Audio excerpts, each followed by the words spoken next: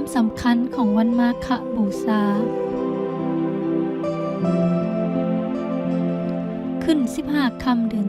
3พระบรมศาสดาได้ประชุมพระสาวกอยู่วัดเวฬุวันได้เกิดเหตุอัศจรรย์ประกอบด้วยองค์4ดังนี้ 1. เป็นวันศีลขึ้น15 ค่ำเดือน 3ดวงจันทร์เต็มดวง 2. พระภิกขุ 1,250 องค์มาประชุมกันโดยบ่ได้นัดหมายทางวาจาคือพระสัมมาสัมพุทธเจ้าบ่ได้ใส่ให้ไผไปเอิ้นมา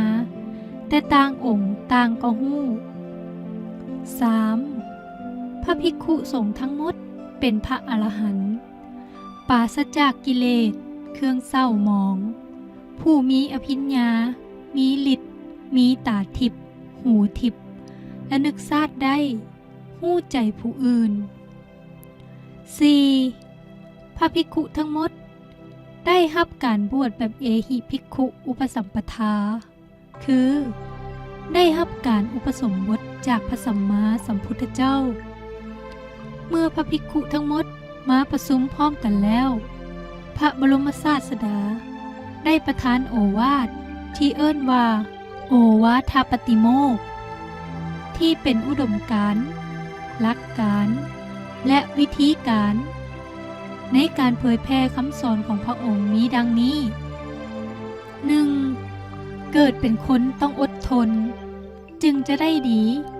ถ้าบ่มีความอดทนแล้วก็จะเฮ็ดหยังให้สำเร็จได้ยากเพราะว่าตอนเกิดมาก็เพราะความทุกข์แล้วเมื่อชีวิตเป็นทุกข์ก็ต้องอดทนสู้ต่อไปเพราะความอดทนเป็นเครื่องเผาผลาญกิเลสที่ดียิ่ง 2. พระพุทธเจ้าทุกๆพระองค์ได้สอนคือกันว่าพระนิพพานเป็นสุขอย่างยิ่งอดทนไปเถิดจะได้ไปพระนิพพานถ้าบ่ทนก็บ่ได้ไป 3. นักบวชที่ฆ่าสัตว์อื่นเบียดเบียนสัตว์อื่นนั้นบ่แม่นสมณะเลยในขณะที่ไปยังบ่ฮอดพระนิพพานให้สงบเสงี่ยมเจียมโตอย่าไปเฮ็ดบาปตื่มอีกเพราะมีกฎแห่งกรรมควบคุมอยู่ถ้าก่อเว้นตื่มบ่ว่าด้วยเรื่องอันใดก็ตามแสดงว่าบ่อดทนถ้าบ่อดทนก็ไปบ่ฮอดพระนิพพานหลักการคือกฎเกณฑ์สำคัญของชาวพุทธในการตัดสินใจว่าจะเฮ็ดหรือบ่เฮ็ดอันใดถ้าผิดหลักการก็บ่เฮ็ดถ้าบ่ผิดหลักการจึงเฮ็ดมี3ข้อคือ 1. บ่เฮ็ดบาปทุกชนิดจะบาปหลายหรือน้อยก็บ่เฮ็ดเพราะมีกฎแห่งกรรมบังคับอยู่ดังนั้นจะเฮ็ดหยังในชีวิตต้องถามตนเองก่อนว่าบาปบ่ถ้าบาปบ่เฮ็ด 2. ทำความดีให้เต็มที่ความดีอย่างที่มีอยู่ในโลกนี้ถ้ามีโอกาสต้องเฮ็ดให้เต็มที่เพราะความดีบางอย่างเฮาเองก็บ่มีโอกาสได้เฮ็ด 3. กันจิตของตนให้ใสตลอดเวลา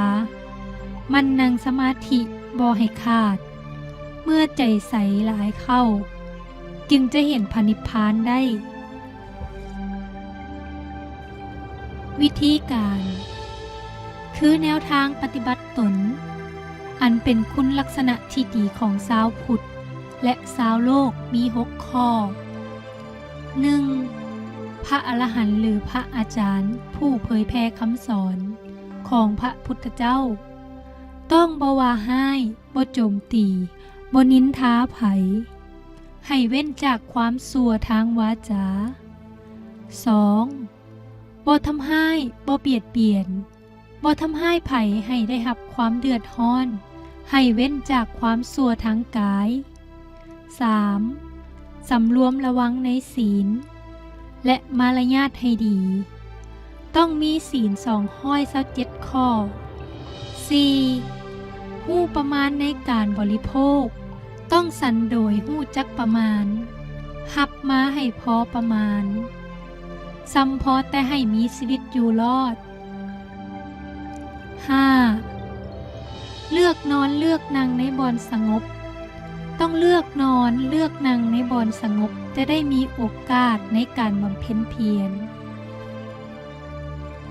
6. รักษาใจให้สงบโดยการเฮ็ดสมาธิทุกอิริยาบถทั้งยืนย่างนั่งนอนเฮาได้ยินรู้ความหมายและความสำคัญของวันมาฆะในหัวข้อใหญ่แล้ว ดังนั้นจึงขอเชิญชวนผู้มีบุญทุกท่านไปชวนบุคคลอันเป็นที่ฮักมาร่วมกันจุดโคมมาฆะประทีปเป็นพุทธบูชาโดยพร้อมเพรียงกัน